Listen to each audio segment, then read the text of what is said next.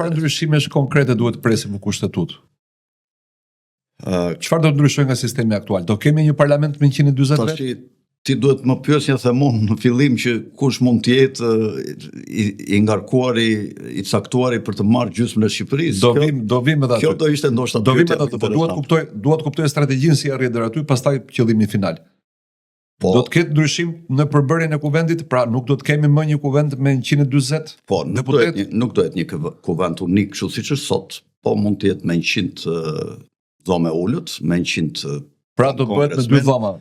Po, me 2 dhoma, me senat, dhe mund të bëjnë dhe 20 senator.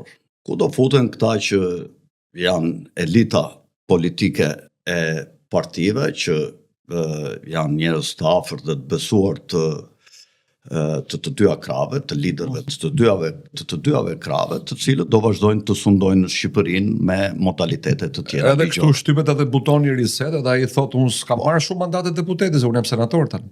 Po, më fillon numërimi nga e parë. Dhe fillojnë në bëjnë skemën të paktën për 16 vjet të ardhshme, mos them edhe për 16 vjet të ardhshme.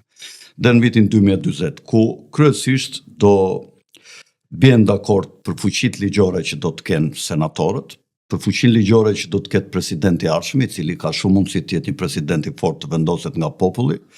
Edhe këtë e kam dëgjuar dhe që mund të bëhet pazar që të marrë Rama 2 mandate, kurse 2 mandate pas vitit 2029 të marrë grupi njerëzve të Berishës. Nëse do këtë mbetur gjë nga grupi i Berishës deri pas